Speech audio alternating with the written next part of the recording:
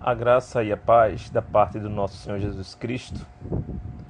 Eu espero que os amados irmãos estejam me ouvindo, tá? Estejam me ouvindo bem. Eu não estou numa posição aqui mais adequada, mas fiz um esforço muito grande, enfim, para estar aqui com os irmãos esta noite. Amém? Vamos fazer hoje, amada Igreja do Senhor Jesus Cristo, vamos fazer hoje um estudo, uma reflexão sobre dízimos e ofertas no tempo da graça. Dízimos e ofertas no tempo da graça, tá? Vamos estudar sobre esse tema hoje, dízimos e ofertas. Então, nós vamos fazer uma leitura, vamos ler muito a Bíblia, e nós não vamos apenas ler a Bíblia. Nós vamos procurar, na medida do possível, explicar as passagens dentro de uma forma contextualizada. Amém? Nós não vamos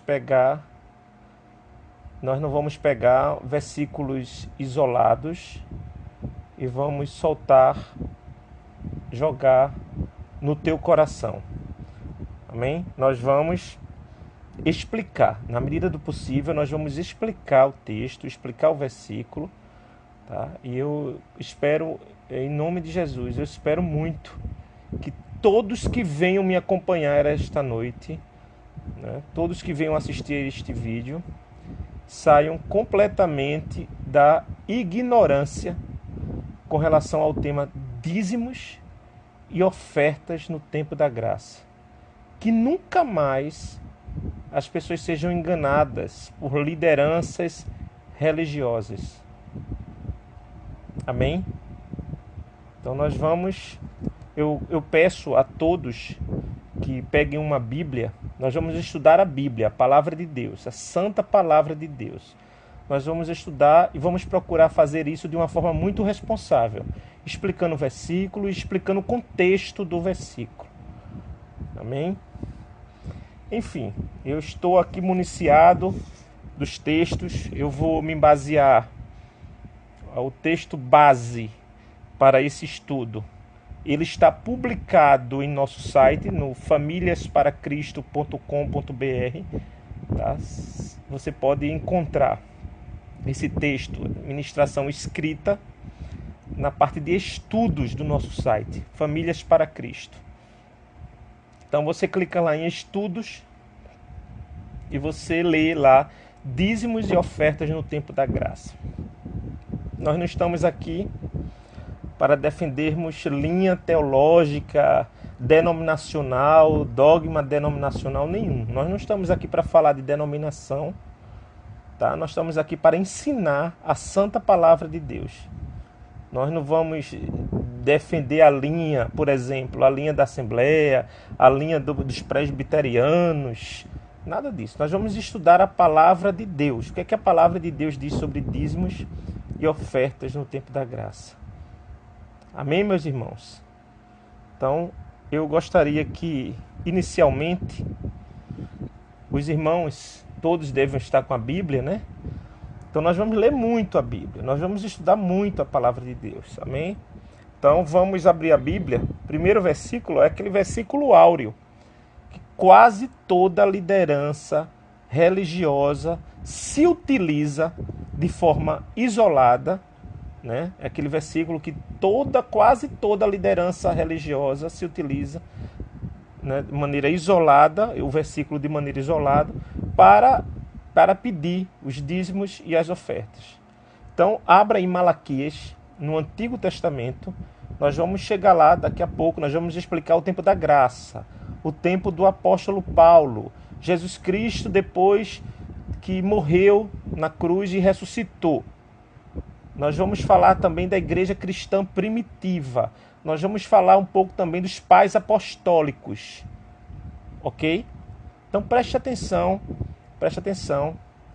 E eu quero de antemão dizer para vocês que que dar dízimo, né, devolver dízimo, não tem nada a ver com ser abençoado por Deus.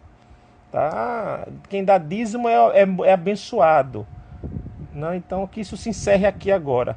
A bênção de Deus não está vinculada à questão de você devolver dinheiro a nenhum templo denominacional. Que isso fique bem claro. Deus não faz barganha com você. Deus não barganha. Olha, tu vai lá, tu dá teu dízimo à denominação X ou Y e eu vou te abençoar. Não, isso não existe. A pessoa é mais ou menos abençoada porque devolve dízimo, porque é fiel dizimista na denominação da qual pertence. De forma nenhuma, isso não tem respaldo bíblico. É a primeira informação que eu dou. Isso não tem respaldo bíblico. Deus te abençoa, meu irmão. Deus te abençoa, independentemente se você devolve na denominação ou não. Mas vamos explicar isso aqui. Então abra sua Bíblia no livro do profeta Malaquias. No livro do profeta Malaquias, vamos ler o capítulo 3 e o versículo 10, tá? Malaquias, deixa eu abrir aqui, eu estou com a minha Bíblia aqui. Deixa eu ver, Malaquias é o último livro do Antigo Testamento. É o último livro do Antigo Testamento. Amém? Eu espero que todos estejam me ouvindo. Estou fazendo um esforço muito grande aqui, eu espero, fiz, né? Eu ia entrar pelo notebook, mas eu estou com o celular aqui, com o celular. A imagem do notebook estava horrível, estava péssima, e eu preferi entrar pelo celular. Apoiei o celular aqui, o celular está apoiado aqui, espero que ele não caia em nome de Jesus. Então, Malaquias, livro do profeta Malaquias, abra aí sua Bíblia, acompanhe comigo, tá? Acompanhe comigo. Obrigado, irmão Luciano. O irmão Luciano já está me certificando que está me ouvindo bem. Está certificando que está me ouvindo bem. Então, amém. Então, eu vou continuar mais tranquilamente. Glória a Deus. Então, Malaquias, capítulo 3. Malaquias, capítulo 3. Tá? Versículo 10. Malaquias, capítulo 3, versículo 10. Quem aqui que está me acompanhando ou que vai ouvir posteriormente essa ministração, quem aqui nunca ouviu no momento dos dízimos e das ofertas ali do culto, do templo, um pastor se utilizar desse versículo de forma isolada para pedir os dízimos e as ofertas? Quem é que nunca, né? Estou falando de pessoas que são frequentadoras de templo, tá? Eu acredito que toda pessoa, e se essa pessoa teve várias experiências em denominações distintas, ela alguma vez ouviu o pastor no púlpito se utilizar desse versículo aqui, que eu vou ler agora, Malaquias 3,10, para pedir dízimos e ofertas. Amém? Obrigado, Elizabeth. Obrigado, amada. Deus te abençoe. Então vamos lá, Malaquias 3,10. Acompanhe comigo. Vocês abriram a Bíblia? Malaquias 3,10. Não estou aqui para afrontar ninguém. Eu estou aqui para ensinar a palavra de Deus, tá? Sem influência de dogmas, de doutrinas, dogmas, de estatutos denominacionais. Eu não quero aqui de forma nenhuma, amém? Eu quero que você aprenda a verdade para você não ser enganado nem enganada. Minha intenção é só essa: ensinar a verdade, ensinar a palavra de uma forma responsável, para a glória de Deus, para a glória do Senhor Deus, para você não ser mais enganado nesta terra. Então, Malaquias 3,10 diz assim, Trazei todos os dízimos à casa do tesouro, para que haja mantimento na minha casa. E depois fazei prova de mim nisto, diz o Senhor dos Exércitos: se eu não vos abrir as janelas do céu e não derramar sobre vós uma bênção tal, até que não haja lugar suficiente para a recolherdes. Amém? Então é esse versículo aqui que durante muitos anos muitas lideranças religiosas, especialmente no meio protestante, se utilizaram para pedir dízimos e ofertas. Preste atenção. Vamos analisar esse texto, vamos analisar esse versículo. Primeiramente, nós sabemos que é Deus quem está falando, não é o profeta Malaquias. O profeta Malaquias apenas transcreveu, mas é Deus, é o próprio Deus falando, o Senhor dos Exércitos. Observe que diz assim, ó, diz o Senhor dos Exércitos. Isso aqui no meio, na metade do versículo diz, é o Senhor dos Exércitos. É o Deus santo, santo e santo, é o Criador, é o Todo-Poderoso, é o grande El Shaddai quem está falando aqui. É Deus quem está falando. E o texto, o versículo começa com uma ordem, trazei, tragam. Tipo, é uma ordem imperativa. Trazei todos os dízimos à casa do tesouro. Observe, começa o texto dando essa ordem, né? O Senhor dos Exércitos está dizendo assim, tragam todos os dízimos à casa do tesouro. Preste atenção, a casa do tesouro. Então, você circule aí, trazei, é uma ordem, é um imperativo, trazei. E depois você circule casa do tesouro, dízimos, circule a palavra dízimos também, e circule a expressão casa do tesouro. Casa do tesouro. Amém? Então nós já sabemos que é o Senhor quem está falando e que ele está dando uma ordem para que pessoas tragam dízimos para onde? Para a casa do tesouro, diz o Senhor dos Exércitos. Agora, análise contextual é que eu particularmente, eu nunca vi nenhum pastor ensinando no momento do culto. No momento em que ele utiliza-se desse versículo, eu nunca vi um pastor se utilizando da explicação contextual. Contextual. Amém? Deixa eu fechar aqui porque vai começar a chover. Então, nós vamos fazer isso agora. Deus está falando com quem? Preste atenção agora, acompanhe o raciocínio. Deus, ele está falando. Com quem ele está falando? Com quem Deus está falando? Malaquias 3:10. Trazei, ele está dando essa ordem para quem?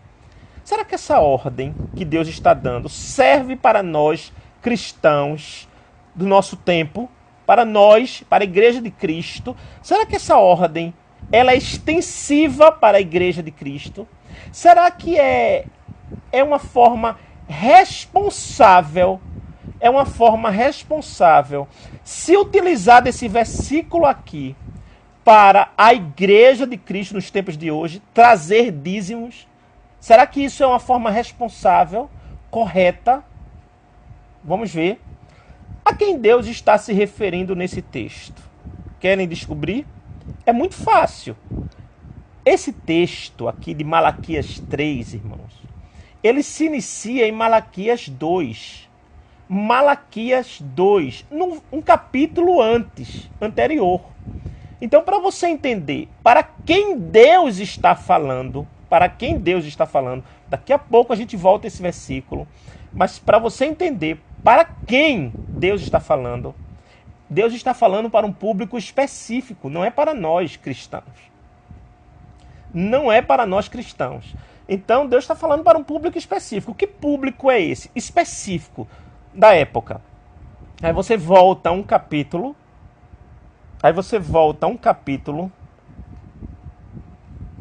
Primeiro versículo, Malaquias 2:1. Malaquias 2, capítulo 2, versículo 1. Aí você vê para quem Deus está falando aqui. Isto aqui, a liderança religiosa, ela não ensina. Ela ela só joga aquele versículo de Malaquias 3 de forma isolada no teu coração. E tem gente que ainda diz mais, né? Utiliza-se de persuasão, diz assim, olha, de pressão, faz uma pressão psicológica, uma chantagem, assim, tipo uma pressão psicológica, ainda diz mais, complementa dizendo, dê o seu melhor para Deus. Dinheiro. Dê o seu melhor para Deus, se referindo a dinheiro. E ainda há lideranças que utilizam-se dessa, né, dessa chantagem aí, dessa persuasão. Dê o seu melhor para Deus. Meu irmão, dá o meu melhor para Deus. Dá o meu melhor para Deus. Qual é o meu melhor para Deus? O que que Deus considera o melhor de mim? É o meu dinheiro? São os meus bens? Ou é a minha vida? Ou é a minha alma? Ou é o meu amor? Ou é a minha santidade, a minha santificação? É meu dinheiro, né? Mas eles dizem, dê o seu melhor para Deus. Então observe aqui Malaquias 2:1, a quem Deus se refere. Agora, ó sacerdotes, este mandamento é para vós. Agora, ó sacerdotes, este mandamento é para vós. Que coisa, né? Então, aquilo lá que está em Malaquias 3:10 não serve para nós. Ele não deveria ser lido como forma de mandamento para a igreja cristã. Não serve como mandamento. Servia como mandamento para os sacerdotes do segundo templo. Que aqui está se referindo aos sacerdotes do segundo templo. Amém? Porque você vai precisar entender o seguinte. A questão dos dois templos. Existia o templo de Salomão. O primeiro templo, né, o templo de Salomão. Que ele foi, claro, já está dizendo, foi construído pelo rei Salomão, filho de Davi. Aquele templo ali foi destruído em 586 a.C. 586 a.C. Observe, é quando o povo de Israel foi levado cativo para a Babilônia. Ele foi destruído. Eu não estou falando da construção dele, não. Eu estou falando da destruição por Nabucodonosor. O primeiro templo. Então, esse templo aqui, esses sacerdotes aqui, é do segundo templo. Do segundo templo. Que ele foi destruído, esse segundo templo, ele foi reconstruído e foi destruído aproximadamente no ano 70 depois de Cristo. 70 depois de Cristo. Então, ó sacerdotes, aqui o povo de Israel já tinha voltado do cativeiro. Nesse livro aqui, nesse período aqui do profeta Malaquias. O povo de Israel já tinha voltado do cativeiro. Tá certo? Então, esses sacerdotes, Deus está se referindo, o Senhor dos Exércitos está se referindo aos sacerdotes. Não serve para nós, irmãos. Ele não é para nós, ele é para uma situação específica. Os sacerdotes daquela época, daquele templo, eles estavam roubando os dízimos que iriam para a casa do tesouro. E nós vamos explicar que casa do tesouro é essa. Casa do tesouro era um compartimento, né, que existia desde o primeiro templo de Salomão, que existia o compartimento casa do tesouro. Era ali onde eram levados os dízimos dos dízimos. Para os órfãos, para as viúvas, enfim, para os levitas. Mas que dízimos são estes? É dinheiro? Dinheiro? Nós vamos ver que não é dinheiro. Também nós vamos estudar isso. Tem nada a ver com dinheiro.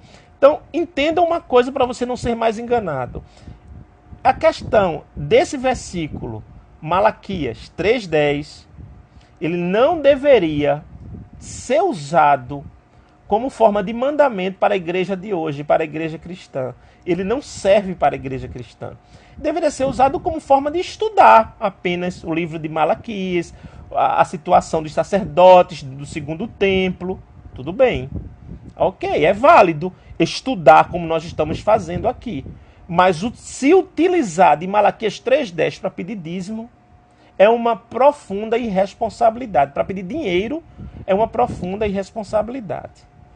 Tá certo? Então, agora, ó sacerdotes, este mandamento é para vós. Eles estavam roubando os dízimos na casa do tesouro. E Deus viu isso. Observe.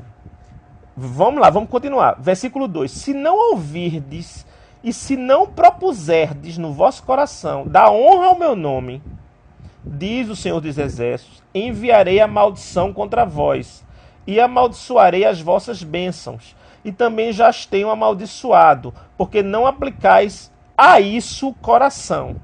Está vendo como é que estava a vida? A vida daqueles sacerdotes daquele tempo. A vida estava arruinada. Eles eram hipócritas, totalmente hipócritas. Falavam no nome do Senhor dos Exércitos, porém eram ladrões. Eles roubavam o dízimo.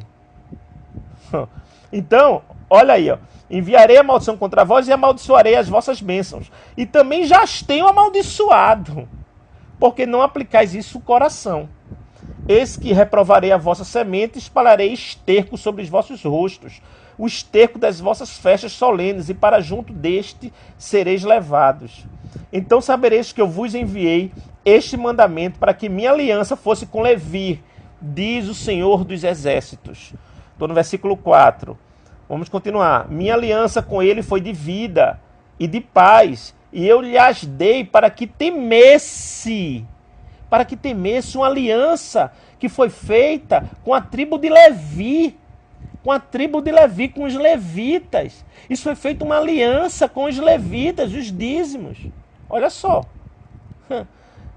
Para que temesse. Então temeu-me e assombrou-se por causa do meu nome. A lei da verdade esteve na sua boca, e a iniquidade não se achou nos seus lábios. Andou comigo em paz e em retidão, e da iniquidade converteu a muitos. Porque os lábios do sacerdote devem guardar o conhecimento, e da sua boca devem os homens buscar a lei, porque ele é o mensageiro do Senhor dos Exércitos. Está falando aqui, o sacerdote, ele é mensageiro de Deus. Então ele tem que guardar a justiça, a retidão, a santidade. E não era o que estava acontecendo com aqueles sacerdotes daquela época ali, irmãos. Não era. Deus viu, o Senhor dos Exércitos viu a maldade no coração deles.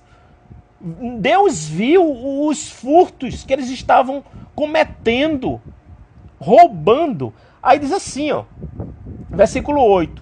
Mas vós vos desviastes do caminho, e a muitos fizestes tropeçar na lei. Olha o que Deus está falando. Vocês estão desviados do caminho de justiça. E a muitos vocês já fizeram tropeçar. Vocês corromperam a aliança de Levi, diz o Senhor dos Exércitos. Observe como Deus, né, como Deus age com dureza aqui, com relação àqueles sacerdotes. Para os sacerdotes. Essa palavra aqui é específica. Por isso, versículo 9, por isso também eu vos fiz desprezíveis, indignos diante de todo o povo, visto que não guardastes os meus caminhos, mas fizestes acepção de pessoas na lei. Não temos nós todos o mesmo Pai? Não nos criou o mesmo Deus? Porque agimos aleivosamente cada um contra seu irmão, profanando a aliança de nossos pais. Judá tem sido desleal, e a abominação se cometeu em Israel e em Jerusalém, porque Judá profanou o santuário do Senhor, o qual ele ama, e se casou com a filha do Deus estranho. Então, olha, Deus tinha dito, eu acho que lá em Deuteronômio, se eu não me engano, capítulo 7, para o povo dele, o povo de Israel, não se casar, as filhas não se casarem com, não darem casamento às filhas de Israel, as mulheres, as filhas, a pessoas pagãs. Deus disse que isso é profanação. Olha aqui, ó. o qual ele ama, e se casou com a filha de Deus estranho. Se casou com a filha de Deus estranho, fez aliança com pessoas pagãs, ímpias. Versículo 12. O que acontece, meus irmãos? Para vocês entenderem, entra aqui a questão do casamento também.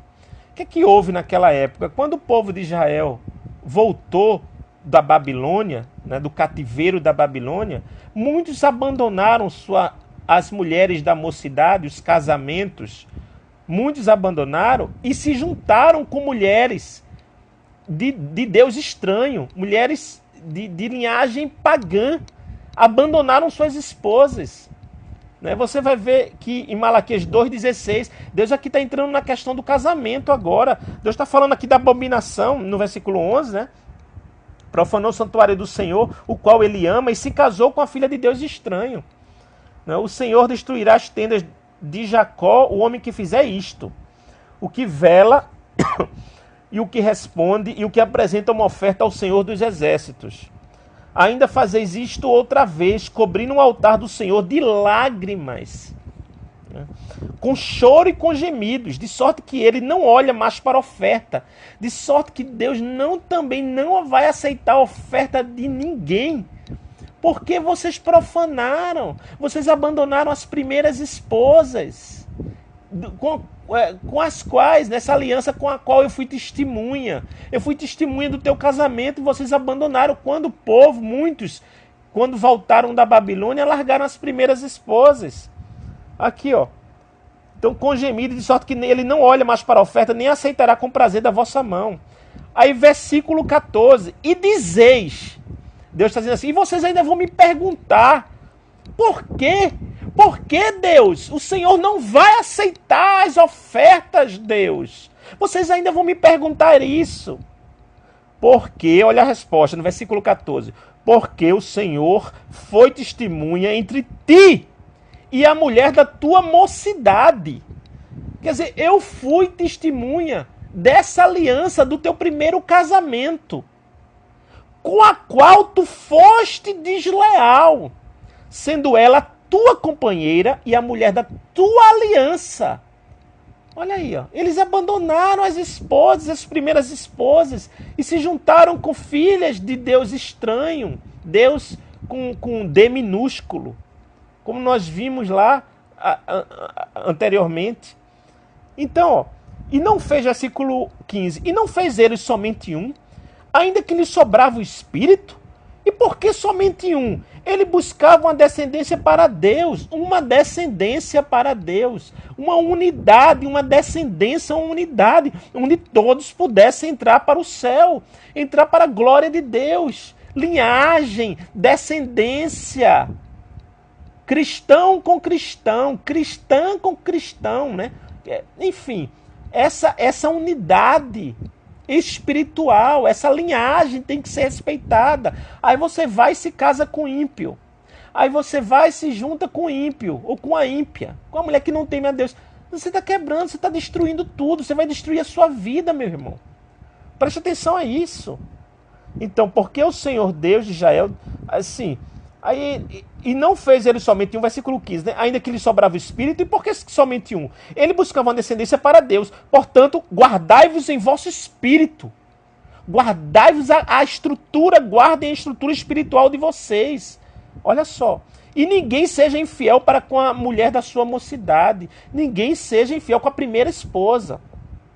Versículo 16. Porque o Senhor, o Deus de Israel, diz que odeia o repúdio.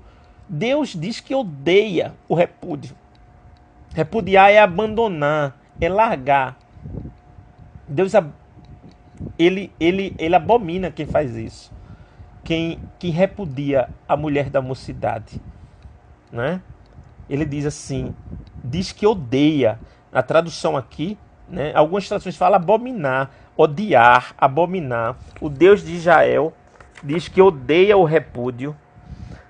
E aquele que encobre a violência com a sua roupa, não é? A sua roupa, a violência, adultério, promiscuidade, tudo que não presta, porque o Senhor, Deus de Israel, diz que odeia o repúdio e aquele que encobre a violência com a sua roupa, diz o Senhor dos Exércitos. Portanto, guardai-vos em vosso espírito e não sejais desleais. Em outras palavras, ele está dizendo assim o seguinte: quem trai está expondo a sua condição espiritual, está entregando a sua condição espiritual para o maligno. Para o maligno. Quem trai está entregando a sua estrutura, a sua condição espiritual para o maligno. E a traição aqui, que Deus está falando, é em relação à traição à primeira esposa e ao primeiro marido. Observem que foi o casamento da aliança que Deus testemunhou. Isso é muito claro no texto. Deus considera a aliança, aquilo que ele testemunhou, o primeiro casamento dos dois. É isso que Deus considera aqui. Né? Ele está falando assim: vocês estão sendo desleais. Estão sendo desleais. Né? Então ele diz assim, ele dá um conselho: portanto, guardai-vos em vosso espírito e não sejais desleais. Versículo 17, que é o último versículo. Aí nós vamos entrar lá em Malaquias 3. Enfadais ao Senhor com vossas palavras e ainda dizeis. Em que enfadamos? Vocês enfadam, vocês aborrecem o Espírito Santo, o Senhor dos Exércitos. E ainda vocês perguntam em que nós estamos fazendo isso. Mas não parece com o povo de hoje, né? A gente chega muitas vezes assim: olha, meu irmão, tua atitude está aborrecendo a Deus. E a pessoa ainda diz assim: eu estou aborrecendo em quê? Em que eu estou aborrecendo? Ainda pergunta, né? Olha aqui, ó. E ainda dizeis, e ainda perguntais: em que o enfadamos? Nisto que dizeis: qualquer que faz o mal passa por bom aos olhos de Deus. Qualquer que faz o mal passa por bom aos olhos do Senhor. Na verdade, é uma pergunta, né? Vamos fazer como um tom de pergunta, né? É uma pergunta. Estou vendo no final é uma interrogação. Então, assim, qualquer que faz o mal passa por bom aos olhos do Senhor, e desses é que ele se agrada? Ou onde está o Deus do juízo, o Deus da justiça? Observe que Deus está falando com aquele povo. Deus está falando com aquele povo especificamente. Agora vamos lá para Malaquias 3. Eis que eu envio o meu mensageiro, que preparará o caminho diante de mim, e de repente virá ao seu templo o Senhor, a quem vós buscais, e o mensageiro da aliança. Já estou em Malaquias 3, versículo 1. Da aliança, a quem vós desejais. Eis que ele vem, diz o Senhor dos Exércitos. Aqui é uma promessa da vinda do Salvador. Eis que envia o meu mensageiro, que preparará o caminho. Né? Falando aqui de João Batista. Aquele que vai preparar o caminho do Salvador. Não é? Daquele que vai salvar, daquele que vem para remir os pecados. Veja: eis que eu envio o meu mensageiro, que preparará o caminho, né? João Batista foi aquele que preparou o caminho diante de mim, e de repente virá ao seu templo o Senhor, a quem vós buscais, e o mensageiro da aliança, a quem vós desejais. Eis que ele vem, diz o Senhor dos Exércitos. Há uma promessa aqui da vinda do Salvador. Mas quem suportará o dia da sua vinda? Quem é que vai suportar? Quem é que vai estar preparado para, naquele tempo que Jesus nesse tempo aqui, na verdade, Jesus ainda viria para o mundo. Ele ainda viria para o mundo. Aí Deus está dizendo assim: e quem é que vai suportar a vinda dele? Quem é que vai suportar isso? Ó, mas quem suportará o dia da sua vinda? E quem subsistirá quando ele aparecer? Porque é tanta podridão, é tanta imundície, é tanto pecado, quem é que vai suportar? Porque ele será como o fogo do ourives e como o sabão dos lavandeiros. Sabão dos lavandeiros. Jesus, ele é como o fogo do ourives. O fogo do ourives. O ourives se utiliza do fogo para fazer a joia, para fazer o instrumento, para fazer a peça perfeita. Ele se utiliza do fogo ourives. E ele também é sabão dos lavandeiros. Ele lava, ele tira a sujeira, ele tira a impureza. Ele tira, meu irmão, ele remove a impureza da tua vida para a glória exclusiva dele. Que bênção esse versículo aqui. E esse versículo, como ele vai voltar para buscar a igreja, esse versículo pode ser utilizado porque ele vai voltar mais uma vez. Dessa vez vem buscar a igreja. Aí a gente pode utilizar esse versículo e dizer assim, mas quem suportará o dia da sua vinda? O texto se refere à primeira vinda, mas nós poderemos sim utilizar esse versículo para a segunda vinda, que ele vem buscar a igreja. Mas quem suportará o dia da sua vinda? E quem subsistirá quando ele aparecer? Esse mundo podre, hipócrita. Não, porque ele será como fogo do ourives e como sabão dos lavandeiros, e assentar-se-á como fundidor e purificador de prata, e purificará os filhos de Levi, e os refinará como ouro e como prata. Então ao Senhor trarão oferta em justiça. Primeiramente esteja com a sua vida reta diante de Deus. Reta diante de Deus. Primeiramente, ande em santidade diante de Deus, para entregar alguma oferta a Deus. Que oferta não é aqui dinheiro, viu? Não é. Nós vamos ver isso aqui, não é. Tem nada a ver. Oferta. Qual é a oferta? Tem uma música de Cassiane que diz assim, ó, oferta agradável a ti, a minha vida, Senhor. Né? É uma oferta agradável a ti. Eu me esqueci esse louvor, um louvor antigo. A tua palavra escondi, guardada no meu coração, e para não pecar contra ti, Senhor, a tua palavra escondi. Aí ela diz assim, eu acho que nesse hino que ela diz, né? Oferta agradável a ti, a minha vida entreguei. A minha vida é oferta a Deus do ouro e da prata, e que não precisa do nosso dinheiro. O nosso dinheiro não é para Deus.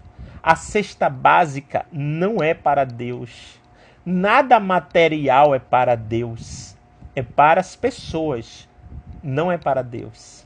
Então o homem mente quando ele diz assim, esse dinheiro é para Deus, para a casa de Deus. Hoje em dia fala que a casa de Deus não é casa de Deus. Não é para Deus. Traga o melhor para Deus. Meu irmão, isso é mentira. Isto é mentira. Creia nisso que isso é mentira. Não é, Deus não precisa do teu dinheiro. Deus não precisa do teu dinheiro. Deus não precisa do meu dinheiro, nem do teu dinheiro. Deus não precisa da nossa roupa. Deus não precisa do nosso relógio. Deus não precisa de nada material, não. Ele é o Deus do ouro e da prata, meu irmão. Sabe o que Ele quer? A nossa vida. Sabe o que Ele quer? A nossa sinceridade. Sabe o que Ele quer? Que a gente ame o próximo. Que a gente ame a Deus sobre todas as coisas e ame ao próximo. Sabe o que Ele quer? Que a gente perdoe o próximo. Sabe o que Ele quer? Que a gente não julgue. Sabe o que Deus quer? Que nós sejamos fiéis, santos e fiéis a Ele. É isso que Ele quer. É simples assim. Então, é lamentável, né? É lamentável que hoje em dia se pegue isso aqui e faça uma adaptação disso aqui. Misericórdia. E a oferta de Judá e de Jerusalém, estou no versículo 4, será agradável ao Senhor como nos dias antigos e como nos primeiros anos. E chegar-me-ei a vós para juízo, e serei uma testemunha veloz contra os feiticeiros, contra os adúlteros.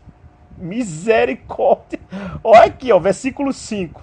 E chegar-me-ei a vós para juízo, e serei uma testemunha veloz. Contra quem?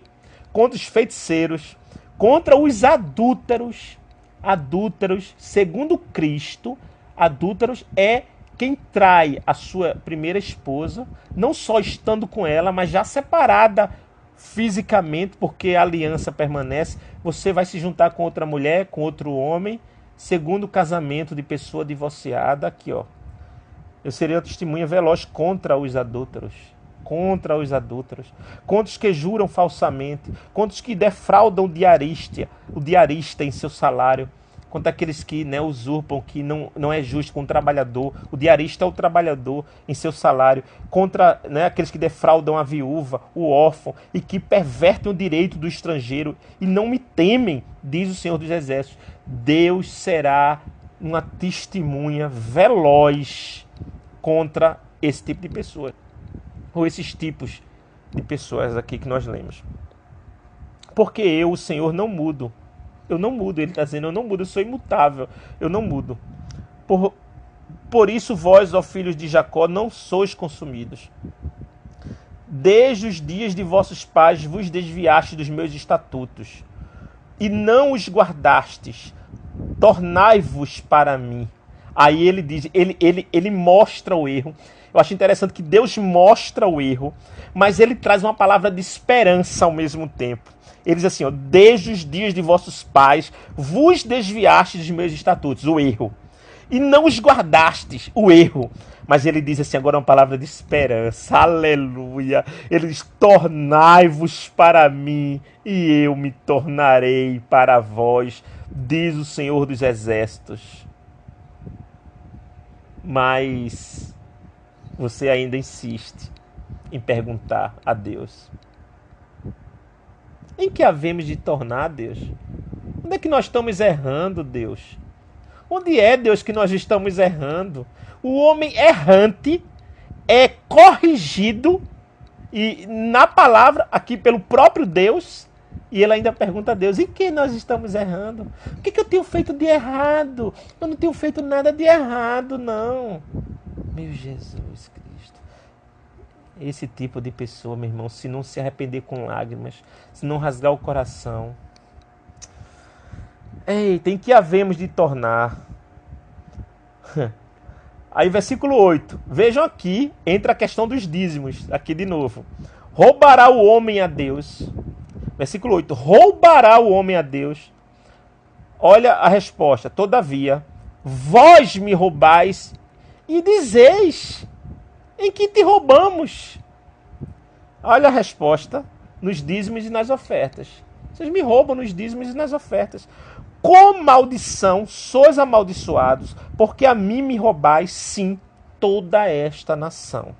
Aí quando entra aqui, trazei todos os dízimos à casa do tesouro, para que haja mantimento na minha casa. Vocês estavam roubando, vocês roubaram, devolvam, tragam todos os dízimos que vocês roubaram. Deus está falando com quem?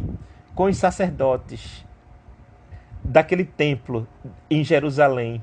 Os sacerdotes daquela época. Não é para nós. Não é para nós. É irresponsável usar esse versículo aqui para a igreja de hoje, para a igreja cristã de hoje. Trazei todos os dízimos à casa do tesouro. Vocês estão roubando, devolvam o que vocês roubaram, para que haja mantimento na minha casa, porque naquele tempo a casa, o templo, era chamado casa de Deus. Você vê lá os salmos, alegrei-vos quando me disseram, vamos à casa de Deus, porque naquele templo, lá, o templo de Salomão era casa de Deus, era casa de oração. O templo de Jerusalém era casa de oração, era chamado casa de Deus. Mas depois tudo isso foi destruído, deixou de ser casa de Deus. Quando Jesus, ele vem à terra, que ele morre numa cruz, ele ressuscita, vem o Espírito Santo, que, né, desce o Espírito Santo, aí você vê a formação da igreja, a igreja cristã passa a ser a casa de Deus, não mais o templo. Sai a figura do templo concreto e entra a figura do templo, corpo físico humano, templo.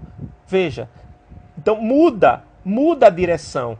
Quando sai da lei, o templo, não é?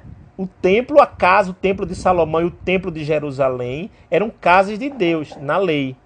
Quando entra a graça, Cristo, então sai, a casa de Deus deixa de ser o templo e a casa de Deus passa a ser as pessoas. Nas pessoas, dentro de mim, eu sou a casa de Deus, você é a casa de Deus, nós somos a casa de Deus. Nós vamos ver isso aqui, tá? Sobre casa de Deus, nós vamos ver isso aqui. Amém? Então vamos terminar aqui, ó.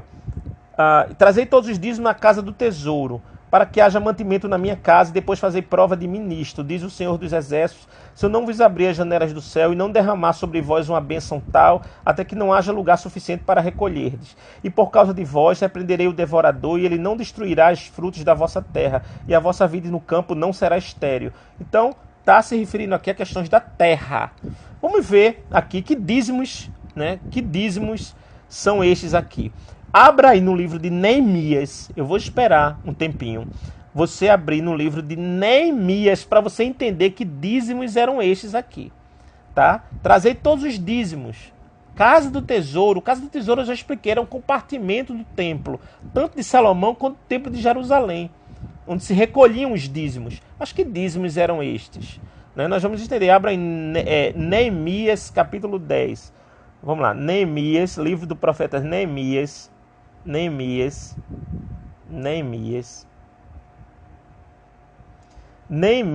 está antes de Jó. Tem Salmos, né? Os Salmos. Antes do livro de Salmos tem o livro de Jó. Antes do livro de Jó tem o livro de Esté. E antes do livro de Esté tem o livro de Neemias. Então fica entre Esdras e Esté. É o livro do profeta Neemias. Tá? Então, vamos ao capítulo 10. Neemias, capítulo 10, 37 e 38. Vamos falar aqui, mostrar que dízimos eram estes. Neemias 10, 37 e 38. Aí você vai entender. Aqui, ó. E que as primícias da nossa massa, as nossas ofertas alçadas, o fruto de toda a árvore. Olha aqui, ó. Tá vendo, gente? E que as primícias da nossa massa, as nossas ofertas alçadas, o fruto de toda a árvore, o mosto e o azeite, traríamos aos sacerdotes. Olha, tem tudo a ver com o texto lá de Malaquias, ó, os sacerdotes. As câmaras da casa do nosso Deus. Da casa do nosso Deus, do templo, que era a casa de Deus naquela época. E os dízimos da nossa terra aos levitas. Os dízimos da nossa terra, que não era dinheiro não, meu irmão. Tá vendo? Para os levitas, né? Aos levitas. E que os levitas receberiam os dízimos em todas as cidades da nossa lavoura. E que o sacerdote, filho de Arão, estaria com os levitas quando estes recebessem os dízimos. E que os levitas trariam os dízimos dos dízimos à casa do nosso Deus, às câmaras da casa do tesouro. Tá vendo? Casa do tesouro, as câmaras da casa do tesouro. Aí o cara usa hoje isso aí, casa do tesouro. Existe casa do tesouro no templo lá, no templo protestante, tem casa do tesouro. Daqui a pouco eles vão fazer a casa do tesouro para dizer assim, olha a casa do tesouro aqui que a Bíblia está se referindo. Meu irmão, pelo amor de Deus, não se permita ser enganado não, em nome de Jesus. Isso acabou. Isso foi destruído. Eu já expliquei que isso foi destruído no ano 70, depois de Cristo. O templo de Jerusalém, por Tito. Tá? Isso foi destruído, não existe mais. Agora não temos obrigação. Nós não temos templo para devolver dízimo. Glória a Deus. Não temos templo para devolver. Porque nós somos o templo de Deus. Nós somos o templo de Deus. Eu vou tirar algumas dúvidas daqui a pouco. Amém? Então, é isso aí. Você tem que dar aos necessitados. Aos necessitados. Na época da graça, nós vamos ver que são coisas, ajudas voluntárias, não por obrigação, mas por amor. A gente ajuda os necessitados. Não, mas nada de obrigação de dízimo. Não existe obrigação de dízimo na época da graça. Não existe isso que essas lideranças estão fazendo. Então, se você, por exemplo, pegar uma Bíblia, baixar uma Bíblia no seu celular, onde dê possibilidade de você pesquisar nessa Bíblia as palavras. Eu tenho uma aqui no meu celular, Bíblia Sagrada. Se você pesquisar, por exemplo, colocar lá a palavra dízimos, então vamos botar dízimo no singular, você vai encontrar várias pesquisas no Antigo Testamento, onde aparece a palavra dízimo. Agora, no Novo Testamento, você sabe em quantos livros aparece a palavra dízimo? No Novo Testamento, em duas passagens. Duas passagens apenas. Dízimo. dízimo. Eu estou falando da presença da palavra dízimo. Uma em Lucas 18:12. Lucas 18:12. Mas aí está se referindo a um judeu. Se você for ler o contexto, Lucas 18:12... Lucas, isso aqui já era... Essa passagem aqui já era a época da graça. Não, essa passagem não. Está trazendo uma passagem que se refere a uma oração. Né? 2 homens subiram ao templo para orar. O templo ainda estava de pé naquela época. Observa, o templo estava de pé e o templo era um lugar só de oração. Vocês pensam que existia cultos naquela época, templo de Jerusalém, como tem hoje? Não existia nada disso não, meu irmão. Era lugar de oração. Então, 2 homens subiram ao templo para orar. Um fariseu e outro publicano. Fariseu e publicano. Então, um exemplo. O fariseu, estando em pé, orava consigo desta maneira: ó Deus, graças te dou, porque não sou como os demais homens, roubadores, injustos e adúlteros, nem como este publicano. Jejuo 2 vezes na semana e dou os dízimos de tudo quanto possuo. Veja, Deus reprovou, porque ele estava se exaltando, a exaltação dele. Eu dou os dízimos de tudo quanto eu possuo, eu devolvo, eu dou os dízimos. O fariseu, isso é fariseu. Agora olha o publicano. O publicano, porém, estando em pé de longe, nem ainda queria levantar os olhos ao céu, mas batia no peito, dizendo: ó Deus, tem misericórdia de mim, que sou pecador. Digo-vos que este desceu justificado para sua casa, e não aquele, porque qualquer que a si mesmo se exalta será humilhado, e qualquer mesmo que a si mesmo se humilha será exaltado. Bom, aqui aparece dízimos aqui, só nessa passagem, tá?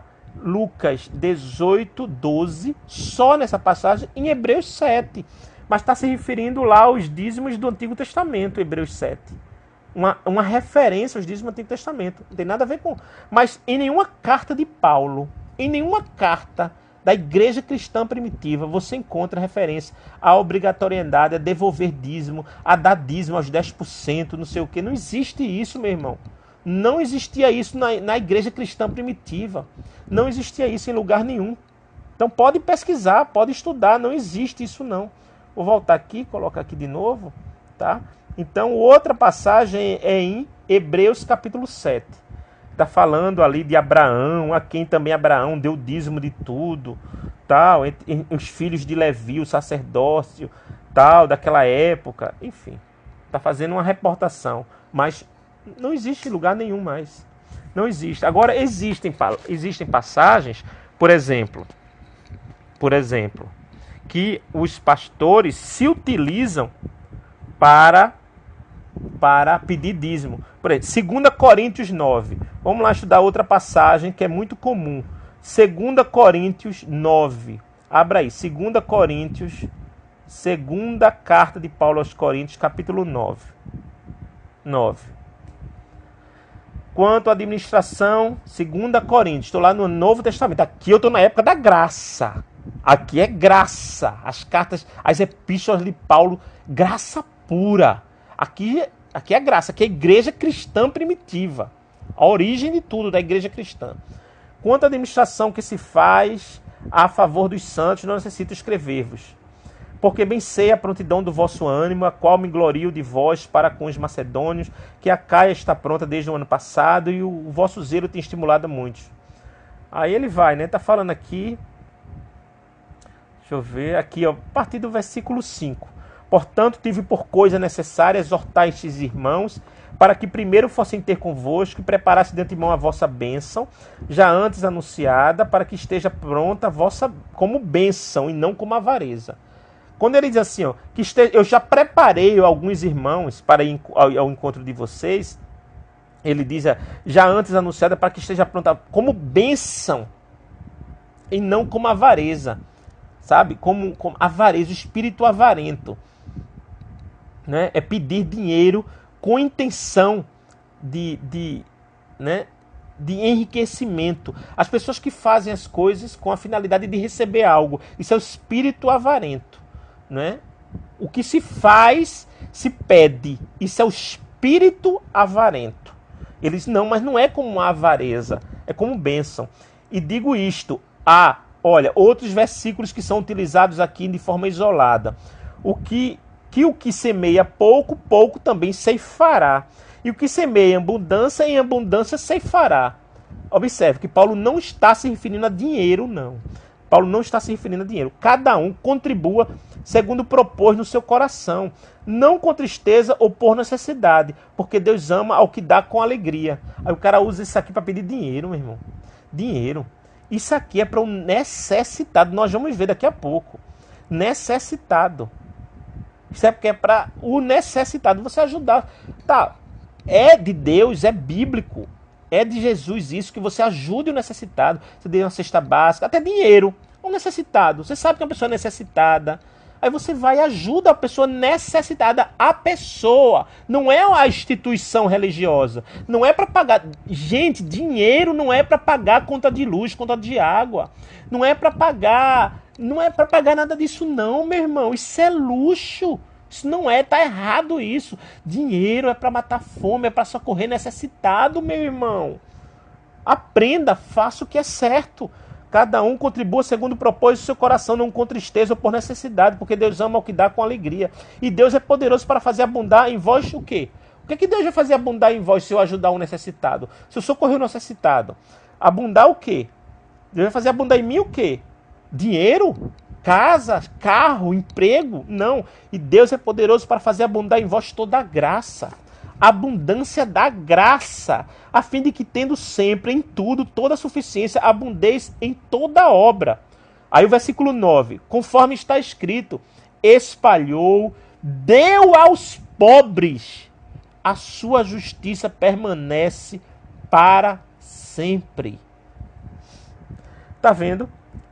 Espalhou, deu aos pobres, e a sua justiça permanece para sempre. Ora, aquele que dá a semente ao que semeia, também vos dê pão para comer.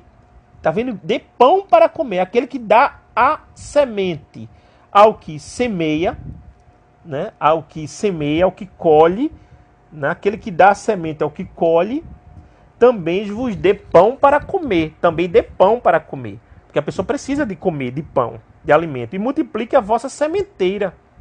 E aumente os frutos da vossa justiça, para que em tudo enriqueçais para toda beneficência. Para que em tudo enriqueçais, para quê? Enriquecimento para quê? Que tipo de enriquecimento é esse? Espiritual. Para toda beneficência, a qual faz que por nós se deem graças a Deus. Tá vendo? Porque a administração deste serviço não só supre a necessidade dos santos. Olha aqui, ó. Não só supre as necessidades dos santos. Os santos necessitados. Necessitados, são os verdadeiros necessitados. Mas também é abundante em muitas graças que se dão a Deus. Não é obrigação, meu irmão. Deixa de ser amor. Deixa de ser algo de Deus quando você dá por obrigação. Eu vou dar, não é porque me disseram que eu sou obrigado a dar os dízimos. É mentira, meu irmão. Você não é obrigado a dar, não. Não dê, não. Não dê a instituição religiosa, não. Não dê a pessoa, dê cesta básica. Se quiser até ofertar com a quantia, dê ao missionário. Por exemplo, os missionários que estão aí, que viajam pregando o evangelho, que leva comida, leva pão para as pessoas. Esses missionários precisam ser socorridos. Esses missionários precisam ser socorridos. Aqueles que estão diretamente fazendo a obra de Deus, nos sertões, em vários países, não é? Eu acho uma bênção o trabalho do missionário. Pense, o missionário renunciou a tudo neste mundo para viajar, para fazer missão, para socorrer, para cumprir aquela, né, as boas novas, para anunciar as boas novas às pessoas perdidas, para anunciar Jesus Cristo. É uma bênção o trabalho do missionário. É uma bênção, uma bênção, uma bênção demais. Pena que eles são tão poucos assistidos, né, pelas pessoas. Enfim. Então, porque a administração deste serviço não só supre as necessidades dos santos, mas também é abundante em muitas graças. Todas as vezes que Paulo fala em abundância, ele não fala de abundância material, dinheiro. Ele fala de abundância da graça de Deus, que se dão a Deus. Tá vendo? Então, é isso, esse texto aqui, dá com amor, dá com alegria, mas não é para dar na instituição. é para dar à pessoa, ao necessitado. Ore a Deus. Se você trabalha, glória a Deus. Se você tem recursos, glória a Deus. Meu irmão, socorra um necessitado. Socorra um necessitado. Faça isso. Não tenha, sabe, dê cobertor ao que está com frio. Dê pão ao que está com fome. Amém. Mas e outra coisa, meu irmão, Jesus. Você quer ver uma coisa? Jesus, quando veio ao mundo, ele selecionou, ele escolheu 12 apóstolos, não foi? Você sabe qual foi a primeira ordem que Jesus deu aos 12? Primeira ordem, veja aí em Marcos, capítulo 6, Marcos 6. Veja aí, Marcos 6. Marcos 6, vamos lá, eu vou abrir aqui a minha Bíblia aqui, Marcos 6. Marcos 6. Veja, versículo 8. Primeira ordem que Jesus deu aos 12. Primeira ordem que Jesus Cristo deu aos 12. Marcos 6, 8. E ordenou-lhes que nada tomassem para o caminho. Olha a ordem que Deus deu. Vamos ver o 7, para a gente ver, né? Chamou a si os 12, Jesus chamou a si os 12 e começou a enviá-los a 2 e 2, de 2 em 2, e foi enviando de 2 em 2, 12, e deu-lhes poder sobre os espíritos imundos. Deu poder aos espíritos, sobre, misericórdia, e deu-lhes poder sobre os espíritos imundos, para eles expulsarem os espíritos imundos. Aí versículo 8, e ordenou-lhes, deu uma ordem a todos os 12, que nada tomassem para o caminho. Não tomem nada para o caminho, senão somente um bordão. Bordão. Sabe o que é bordão? É uma palavra que é dita repetitivamente, excessivamente. Bordão é a palavra que é dita excessivamente. Tipo assim, Jesus vai voltar, arrependei-vos que Jesus vai voltar. Bordão é isso. É você ficar repetindo isso. Somente o bordão. Um bordão. Nem alforge. O que é alforge? Alforge é um sacola. Não utilizem sacola nenhuma bolsa. Não, uma bolsa com 2 aberturas assim. Alforge era sacola, bolsa. Nem pão, nem dinheiro no cinto. Nem dinheiro no cinto. Jesus deu uma ordem. Jesus deu uma ordem que não tomassem dinheiro. Não tomassem dinheiro. Marcos 6, 8. É por isso que você não vê nenhum apóstolo pedindo dinheiro a ninguém. Você não vê nenhum apóstolo. Ah, Paulo era socorrido? Paulo era. Paulo dava glória a Deus, porque tinham irmãos que por amor, por reconhecimento, por gratidão, na igreja de Filipe, você vê, depois faça um estudo do capítulo 4 de Filipenses, capítulo 4. Paulo era muito grato àqueles irmãos lá em Filipe. Filipenses capítulo 4. Eu não vou ler aqui para não me estender. Depois faça essa leitura, Filipenses 4. A gratidão de Paulo, que aquele povo mandava coisas materiais para Paulo, mas Paulo não pedia. Em nenhum momento Paulo pediu dinheiro, pediu dízimos a ninguém. Em nenhum momento Paulo pediu dízimo. Observe que coisa, né, meus irmãos? Que passagem. E outra coisa, nenhum pai da igreja era a favor de dízimos. Sabe como é que começou essa história? Com a Reforma Protestante. A Reforma Protestante foi que começou a fazer interpretações equivocadas, mas nem os pais da igreja eram a favor, tinham dízimo como obrigação. Nenhum pai da igreja, já andei pesquisando, nem Irineu, olha aqui, Irineu era contra isso, Irineu, outros pais, Tertuliano, Orígenes, Justino Marte, que eram os primeiros pais ali da igreja, tá vendo? E todos têm depoimentos, textos deles que eram contra isso, obrigatoriedade dízimo. Não, é espontaneidade, amor, dinheiro. Não... Esqueça a palavra dízimo. Esqueça a palavra dízimo, irmão. Dízimo, isso não é para a igreja cristã. Isso não é. Agora, entenda, você tem que socorrer o necessitado.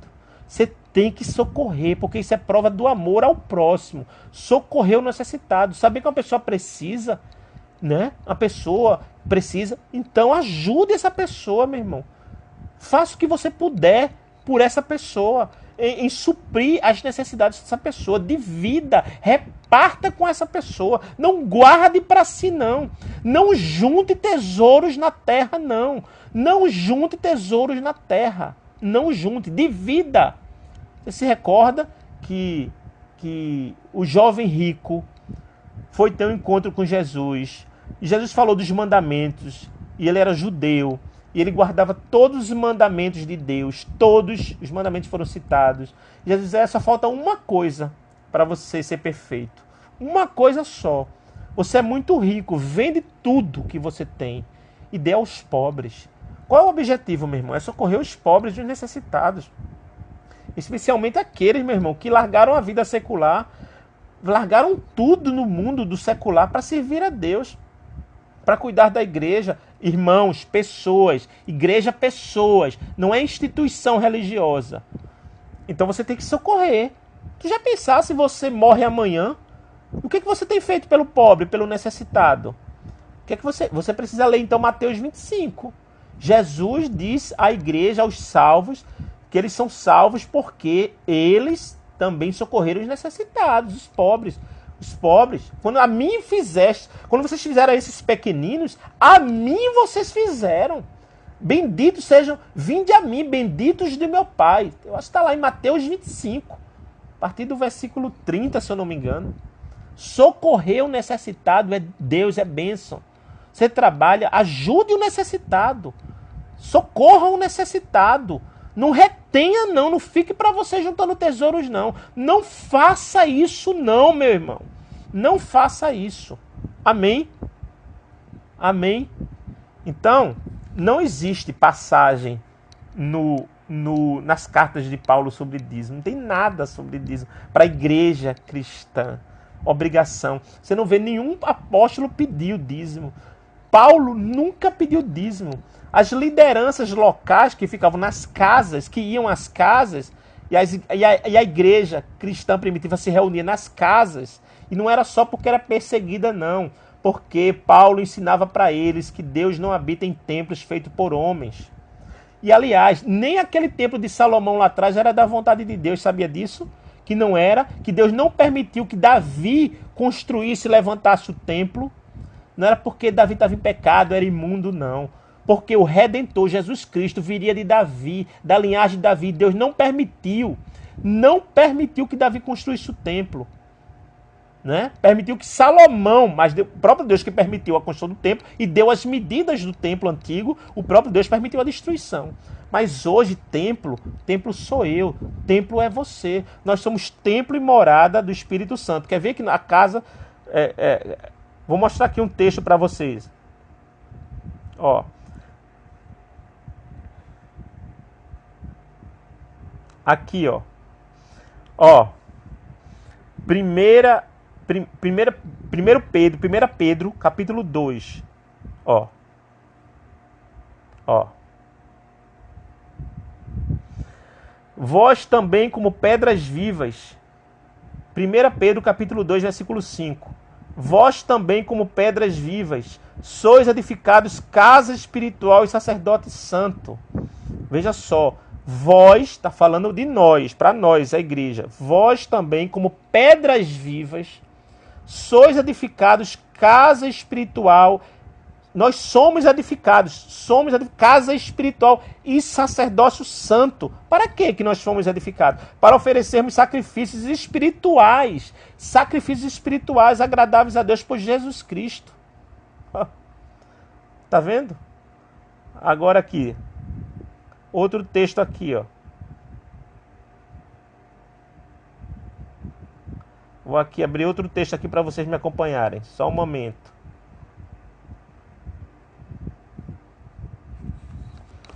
Aqui, ó.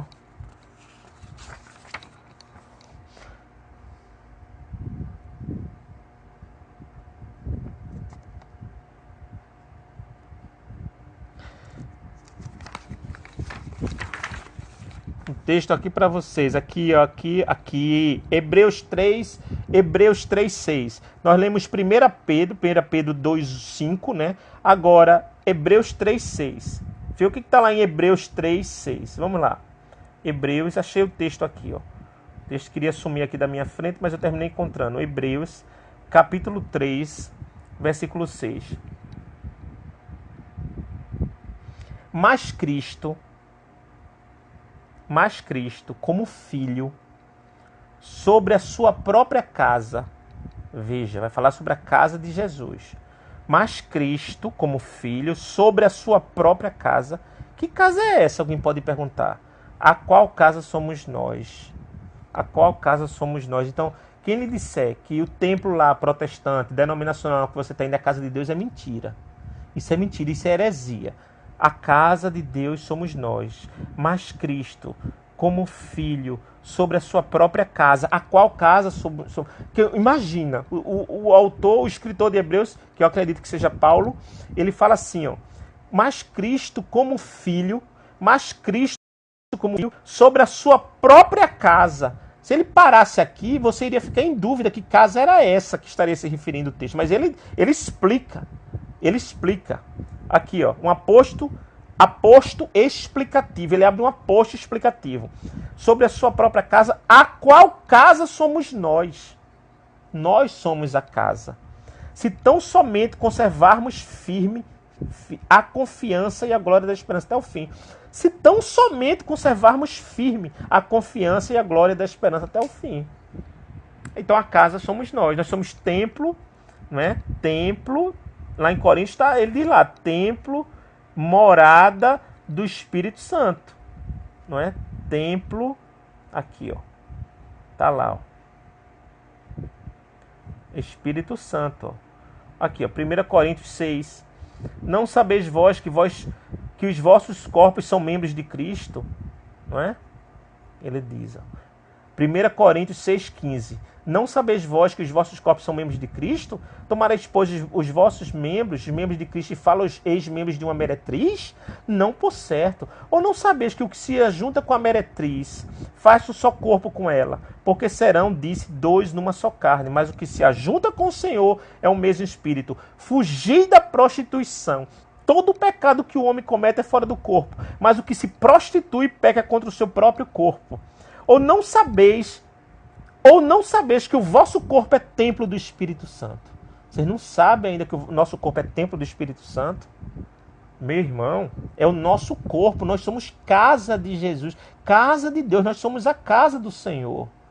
Não é o templo físico construído, erguido por homens, que é a casa de Deus, não. Era antigamente. Por que era antigamente? Porque era lá, no templo de Salomão e no templo de Jerusalém, especialmente no templo de Salomão, o sacerdote entrava no Santo dos Santos uma vez para espiar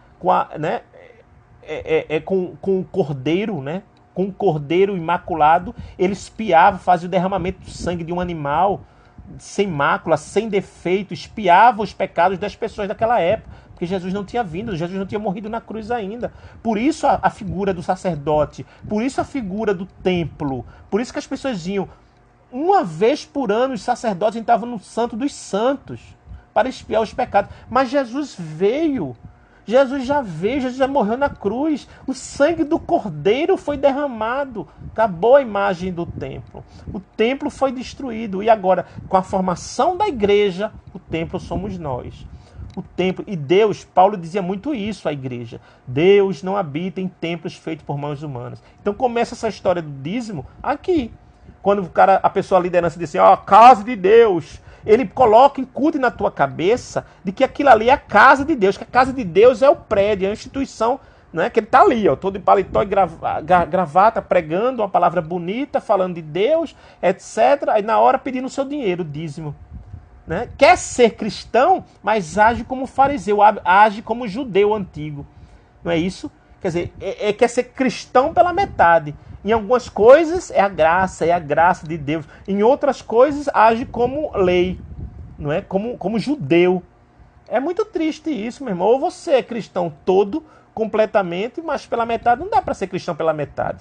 Amém? Então, primeiro, o erro começa porque incute a ideia na tua cabeça de que aquilo ali é a casa de Deus. E não é mais a casa de Deus.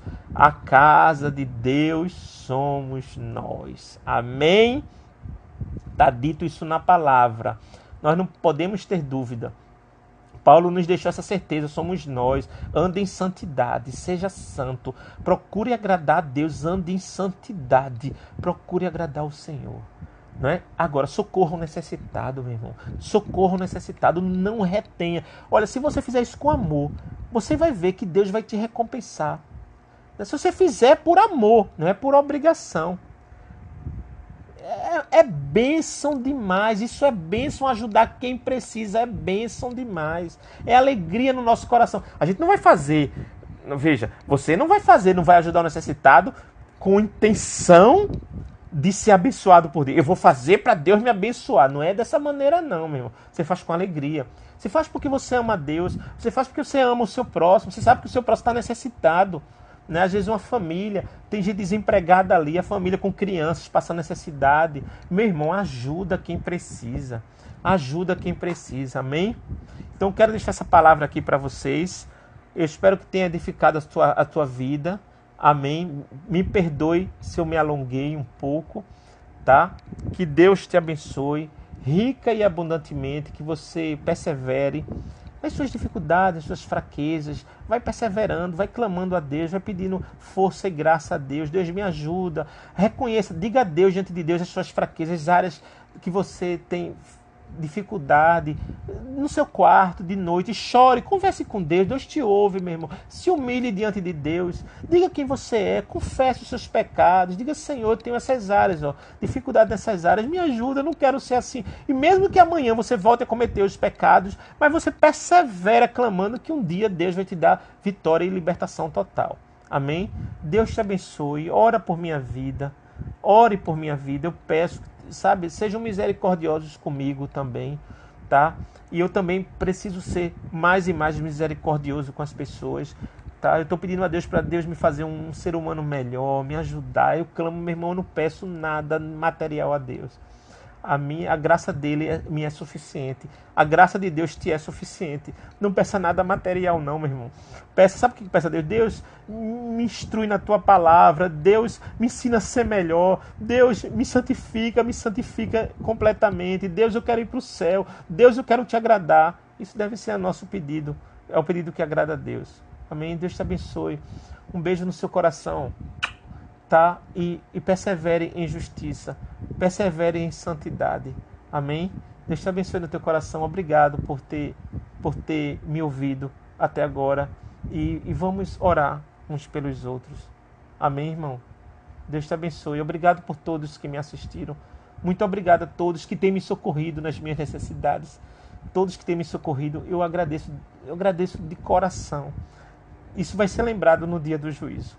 Isso vai ser lembrado. Deus sabe. Tem pessoas aqui que são mais próximas a mim, intimamente, que sabem da minha realidade.